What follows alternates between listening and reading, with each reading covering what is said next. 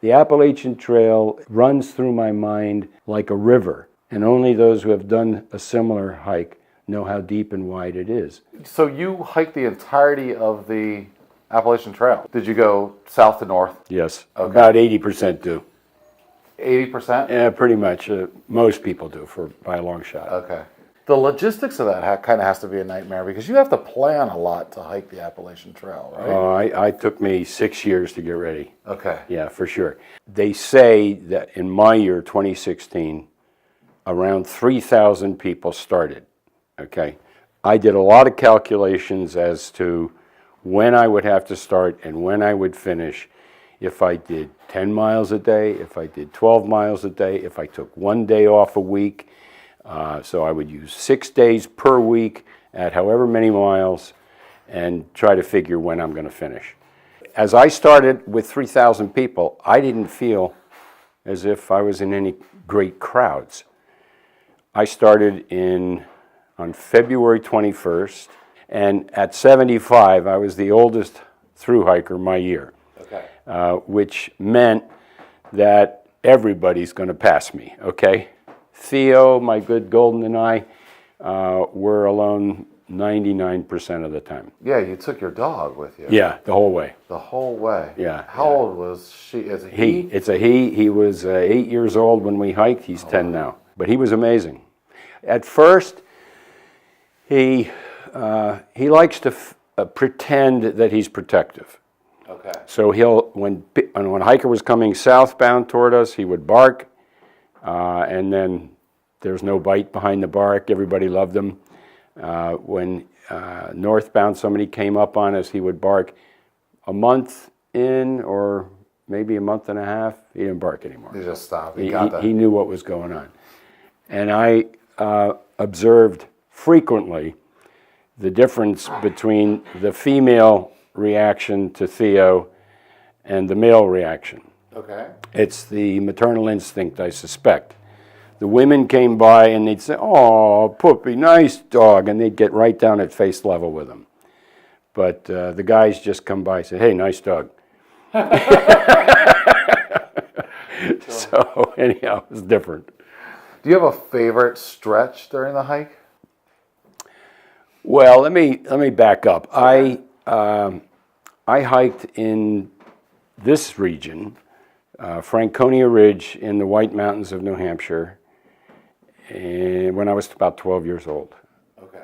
And we did about 67 and a half miles on a 5-day hike.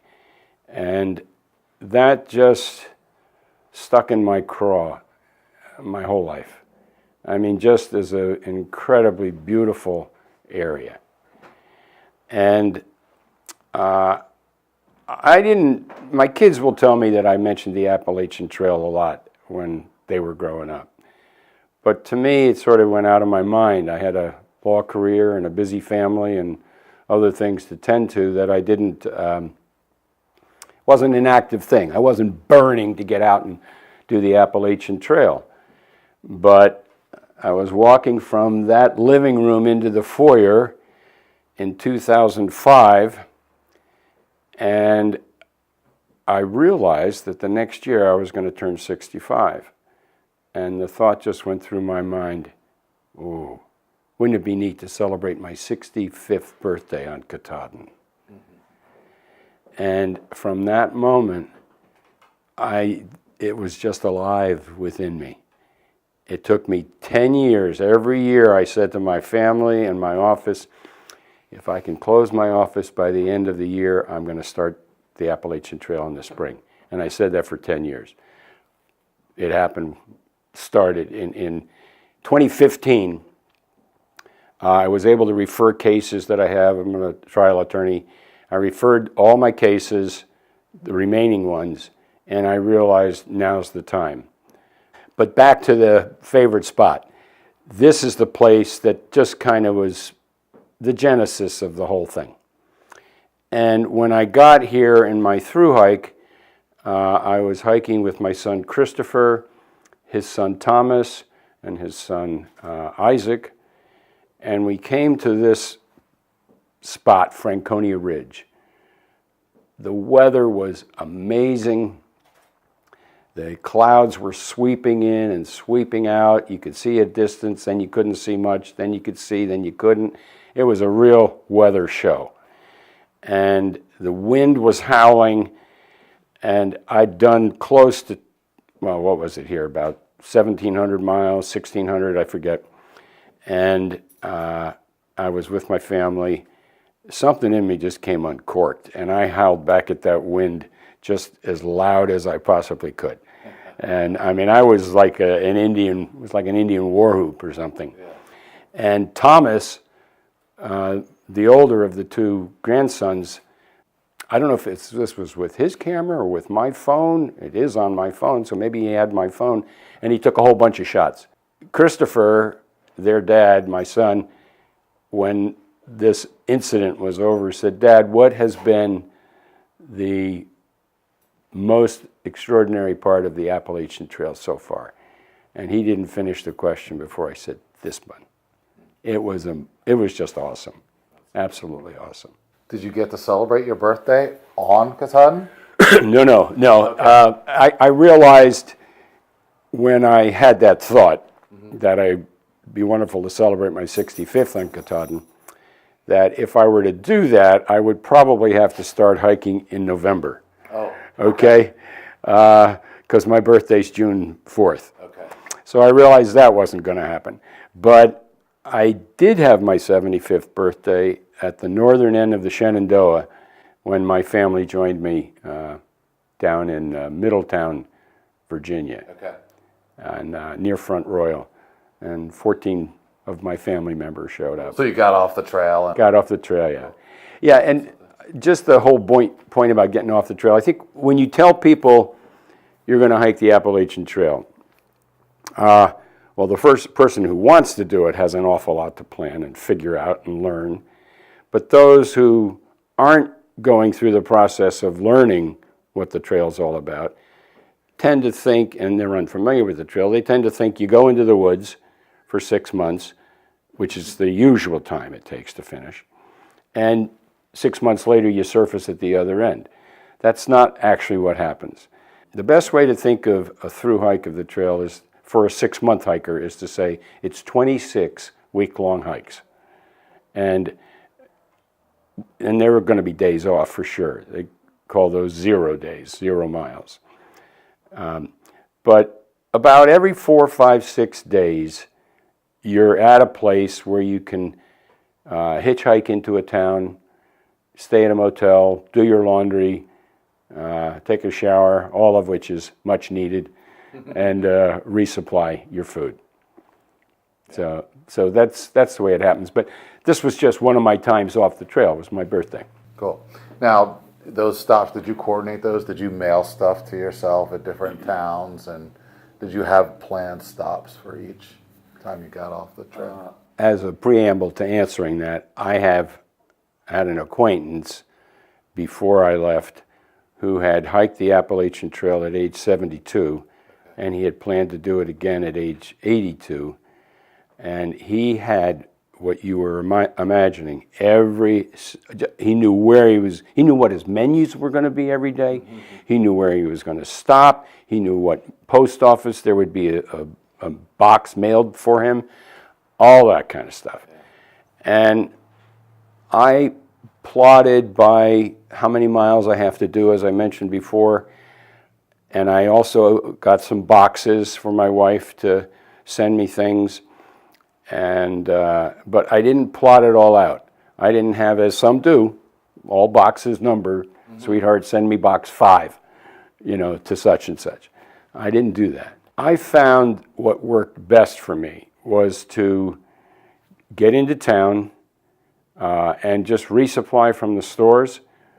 I learned to shop, and I knew where most stores kept things, and some were more hiker-friendly than others, would have food that, like power bars and that kind of stuff, or granola and things of that sort. One of the difficult things was the size of the packages, but I found ways to manage that too. A glass jar of jelly, I would empty it into a plastic jar and throw the glass away. And all the packaging, the excessive packaging. I would throw all that away and condense my load. Now, I've heard accounts of people talk about like lonely stretches of the trail where people have gotten in and they're just like, a little bit of mental fatigue wears. Maybe you didn't run into that with a companion like a dog, or did you? There's a lot to say in answer to that question. I was very fortunate to have a dog, and he just meant a lot to me. I've written a book, the title of which is Littermates, which he and I became. But I knew that I would finish. There was just no question in my mind. This wasn't just a good idea or something I thought of spur of the moment. It was just in me that I had to do it. So I didn't suffer the kind of fatigue that some do, where they'll wake up and say, do I hike another day or do I quit? A fellow I met on the trail, I didn't know before, is from Colombia. His trail name was Applejack, and he showed me his guidebook after we finished, and several pages just written across the guidebook. Don't quit. Don't quit. I never had that. But I did have 2 significant times where I wondered if my body was going to let me finish. One was in Daleville, Virginia. I can't really say why, but I was absolutely exhausted. And in one of my shakedown hikes, I started hiking in Vermont to get myself ready. I came up with a motto thinking, too, I wasn't going to be able to finish that hike. And I rested, I went over my gear, I got rid of stuff I didn't need, and I came up with the motto, recoup, regroup, and return. Well, that's what happened in Daleville. I rested, I did recuperate, I didn't have to get rid of stuff because I'd already pared down my gear over the years of preparation, but I regrouped and returned. And I remember that afternoon, I started at 2:30 in the afternoon and hiked 11.2 miles. But back to loneliness, I wasn't lonely because of the dog. I wasn't lonely because of my fixed purpose. But when I got to Maine, I was, as my wife says, I was running on fumes. At 75, I didn't finish in 6 months. It took me 8 months and 6 days. A lot of people are through. Days are getting shorter. It's getting colder. It's October. I was alone a lot. And I just got really, not low, but yeah, lonely. To the point that I think one of my sons felt my loneliness in a phone call, and didn't he make his way to Maine and surprise me in the woods? Oh, wow. I gotta tell you, I thought I was seeing an apparition. I mean it, because he took a plane up to Bangor, rented a car, and because I would post GPS signals at night you could tell on a pin. You could pin on the map where I was. So he knew where I was, he knew my pace, and he went to a point north of where I was and hiked south.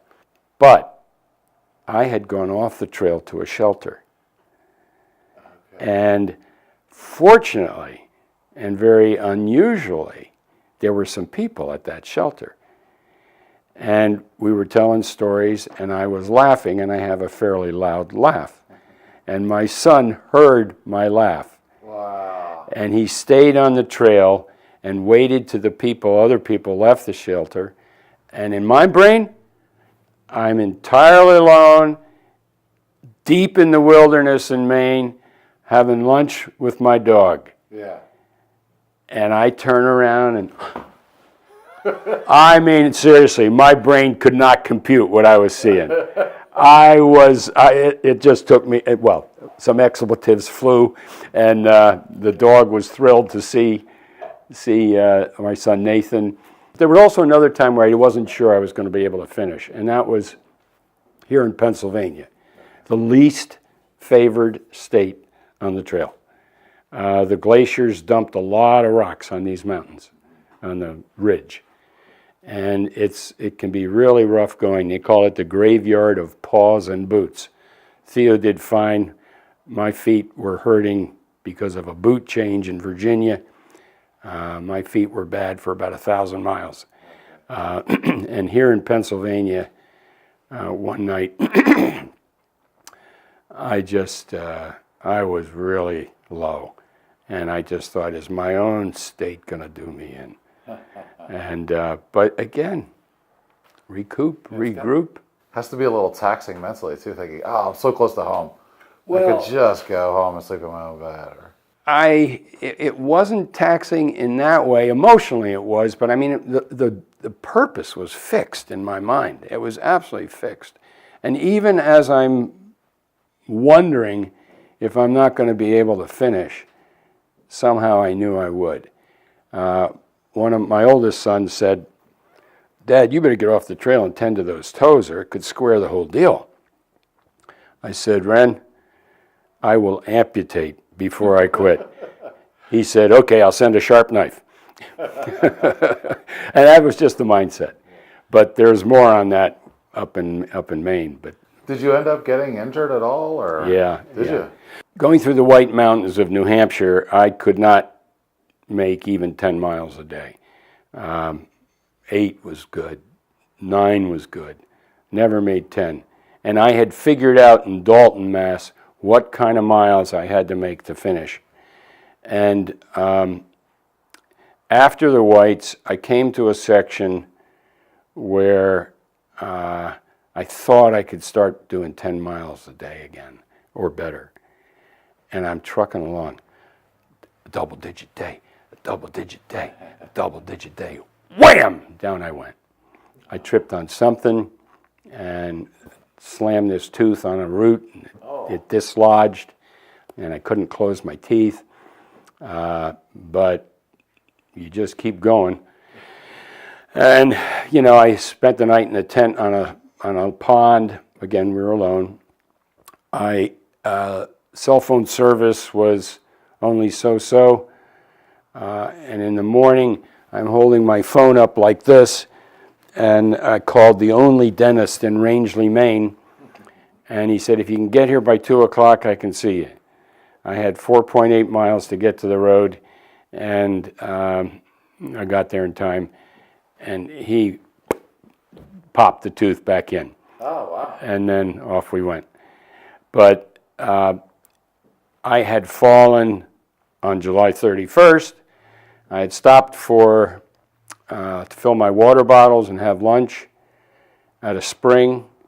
And then I had a call of nature, so I got up and I started walking toward the woods.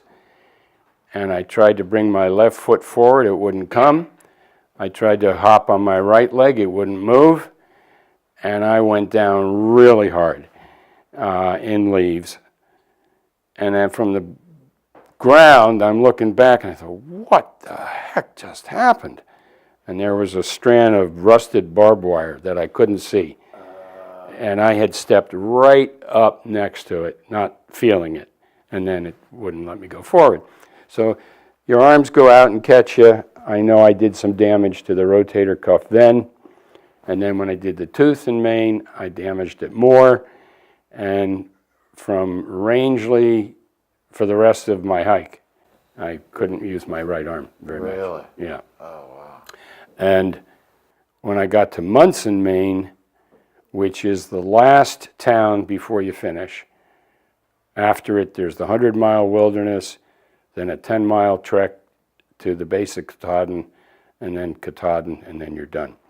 Well, when I got to Munson, this was hot and swollen and sore, so I knew I had to have it looked at, probably aspirated, and they drove me to a hospital in Greenville, Maine, and aspirated it, got 45 cc's of fluid out of it, and it was cloudy, so they sent it off to a lab, and it came back that it was, there was bacteria or something in it.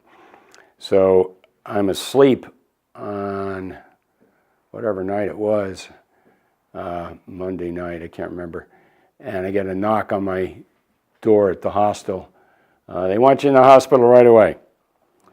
So in I go, and they had me on an IV drip for 3 days. Oh, wow.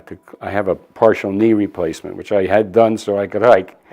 Yeah, and the doctor came in the next day and said, I think we should operate. I want to clean out the shoulder joint, clean out the bursa, and we don't want infection to get to your knee.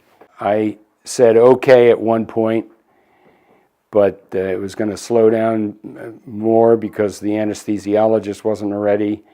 And I had called an orthopedist here to ask his opinion. He said, I think you should have the surgery. I said to the doctor, if I have this surgery, what state will I be afterwards? He said, you'll be in a sling for 6 months.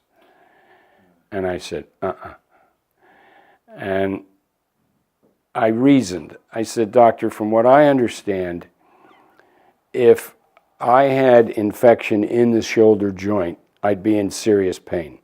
I'm not. I feel better since you did the aspiration. If I had infection in my bloodstream, I'd have an elevated temperature. I don't. I'm not going to do it. He sent in an EMT to try to, a rescue guy who rescues people off of Katahdin, to try to convince me to have the surgery. I told him my reasoning, and he said, I get it. So he was right with me. Cool. So that would have been a real downer. But while I was in the hospital, I saw the weather on Katahdin, and this is October 13th. The weather on Katahdin is going to be gorgeous for 3 days. And I said, I'm leaving the hospital, I'm going directly to Katahdin, I'm going to climb it, and then I'll come back and do the 100-mile wilderness. And that's what I did. Normally they close Katahdin on October 15th. Okay. But my year, they extended it to the 22nd because of anticipated good weather. Oh, wow. Yeah. So, but I finished on what would have been the normal finish date. Okay. Yeah, and then I had to still the 100-mile Trek wilderness. through 100 miles Yeah. of nothingness. Yeah. Nothing. Beautiful nothingness, but Yeah. So did you have a trail name? I did, Sojo. Sojo? I gave it to myself, and it stands for sojourner. Oh, okay. Okay, but people get all kinds of trail names. I've given over 30 talks about the trail. I was asked by Groff Funeral Home to give one to their legacy group. Okay. And they got about 100 people together. And the woman who organized the event and helped me get set up and so forth said she likes to hike herself, and that in 2016 she had been down in Harper's Ferry and met this gal who she just figured had to be a thru hiker. So she said, can I take you to lunch? And she did. Well, here I'm giving this talk, and I said, what was the hiker's name? And she said, Echo. I said, I know Echo. And Echo lives in Roanoke, Virginia. Wouldn't you know that that woman called Echo and said, Sojo's giving a talk here tomorrow. She drove all the way from Roanoke, Virginia to hear my talk, have a beer with me here with her boyfriend, and then drove back home. Oh, very cool. That was extraordinary. Wonderful. It's a special kind of bond for people. It is a unique bond. Did you ever see the movie Alive? The rugby team? Yeah. Those guys have to get together once a year because nobody knows what they went through except the other guys. Well, doing the Appalachian Trail isn't quite the same as that, okay? But it participates in a very unusual thing. I mean, it's not it's not everybody that decides they're going to go into the woods for 6 months and do a long hike like that. Many, many, many do. But my point is, you have a quiet respect for each other. And when it's over, they can share your enthusiasm. They can share your memories. They know the hardships. And it's really good to get together with them. It's not quite like Alive, but it's a little bit. It's a special club to be a part of. Yeah. I don't think of it as a club, but just it's something that happened that somebody shares with you. The first person ever to hike the Appalachian, through hike the whole thing in a season, was Earl Schaefer from York. Really? Yeah. Oh. And he did it in 1948 to hike the Army and the war out of my mind and my soul. Oh, wow. And I mean, that tells you something about the trail itself, that it can be an antidote. I mean, society's wonderful, culture's wonderful, going to opera's wonderful, going to the theater's wonderful. All the magnificence of our culture. And I do reflect in my writing, incidentally, that my being out in the woods and enjoying I was very fortunate because I had some of the top gear. I had real lightweight this. I had wonderful foods that I could carry, freeze-dried foods and so forth. All that comes from our society. But I'm using it out in a very natural setting. Coming back, I find I care less about the opera. I care less about the news. I care less about, just so much of the stuff that before I simply took for granted. That's what life is. It was as though to be in the woods for 8 months, you detox from society and from everything that makes up your life. An amazing adventure that's changed my life. I had said before I did the trail, I want my post-AT life to be different than my pre-AT life, and it sure is.